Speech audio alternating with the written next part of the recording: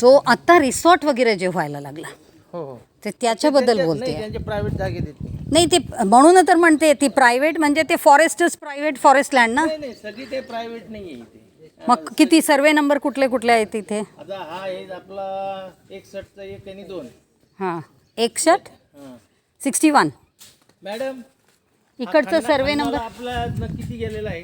64चा आहे 64. हा 64 हां 64 सर्वे नंबर जो खन्नाला गेलाय. ते खन्नावाले कुठे आहे? तू बोलली होती की खन्नावाले असणार त्यांच्याकडे आपल्याला नाही, ते बघायचं. आज नाही तिथे, ते आज कर्जतला गेलेले. नाही पण ही दाखवणार होती त्यांच्या ते. त्यांचा नंबर देणार आहे तुम्हाला. कधी देणार? तुम्हाला कालच देणार होती आणि आज पण आपण त्यांच्या इथे पण जाणार होतो ना. तू बोलली तिथे झाडं लावायचं. मी म्हटलं नाही आपण तिथे नाही लावून आपण आपल्या फॉरेस्ट एरियामध्ये आपण लावू. त्यांच्या इथे आपण कशाला लावायचं? नाही ते ठीक आहे पण मला ते खन्नाचं पण दाखव. दुसरं आहे की आपला हे पूर्ण आहे वरचं. हे पूर्ण डोंगर काही भाग आहे. हां पण डोंगर भाग कसं काही कोणाला प्रायव्हेट जाऊ शकते? आणि इको सेन्सिटिव्ह त्यांनाही आहे काय म्हणतात एन्व्हायरमेंट क्लिअरन्स वगैरे हे करून तेव्हाच काही करू शकतात. त्याशिवाय काही नाही करू शकत. डोंगर भाग कसं काही कोणाला प्रायव्हेट म्हणून गेला? असं होतच नाही. तुम्ही चेक करा.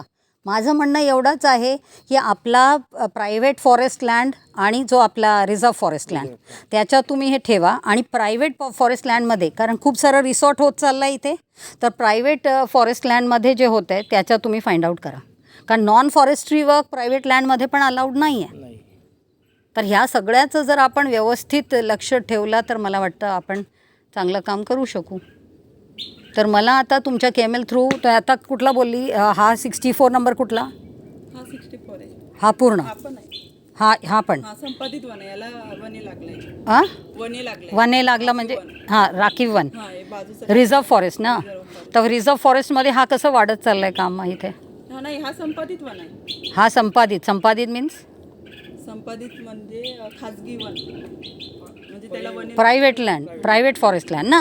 तर प्रायव्हेट फॉरेस्ट लँडमध्ये पण कॉन्क्रिटायझेशन वगैरे अलाउड नाही आहे ना. तेच म्हणते म्हणजे हे किती अगोदर असू दे कधी पण असू दे कारण हे वाढत चाललं आहे. एवढं न होता आधी. मी आता तुझ्यावर बोलते असं नाही आहे कारण तू आता आली असेल तुझ्या अगोदर कोणतरी RO कोणीतरी RFO किंवा फॉरेस्ट गार्ड असे सगळे राहिले. पण आत्ता जर आपण इथे आहोत तर ही आपली ड्युटी. तर किती खाजगी वन आहे आणि किती खाजगी वनमध्ये किती असं नॉन फॉरेस्ट्री वर्क झालेलं आहे. किती वाढत चाललं कारण आता मला दिसते हे वाढत चाललं आहे किती. आधी एवढापर्यंत नव्हता छोटीशी तिथपर्यंत होती. हा कधी वाढला रे? किती वर्ष झाला इथे वाढून? हां हा जो वाढवत चालले आहेत 10-15 वर्ष झाले. हां म्हणजे आता आपण हे करायला पाहिजे कारण आपल्याला जर KMLची बंदोबस्त आहे त्यातनं फाइंड आउट करा. कारण आता रिसॉर्ट खूप सारे होत चालले आहेत.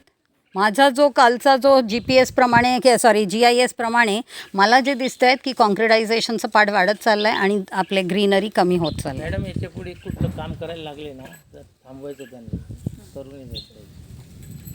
तर बघा आता आणि त्या पद्धतीने दाखवा. पण हा सर्वे नंबर 64 तू बोलली हा खाजगी हा प्रायव्हेट वने लागले. हां वने लागलाय. हा हां म्हणजे प्रायव्हेट फॉरेस्ट लँड. आणि आपला जो रिझर्व फॉरेस्ट लँड समोर तिकडे किती नंबर सर्वे नंबर बोल? 812 813. 812 813. किती हेक्टर लँड आहे? किती हेक्टर लँड आहे ते?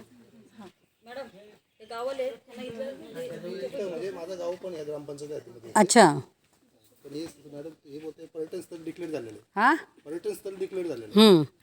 आम्हाला हे ऑलरेडी इतर अधिकारमध्ये मेन सातबारा होणे आहे ना हां आणि इतर अधिकारमध्ये मालकी आहे म्हणजे हां तेच आहे. कोणाचं मालकी आहे? ट्रस्टचा. हा मंदिरवाल्यांचं की कोणाचं?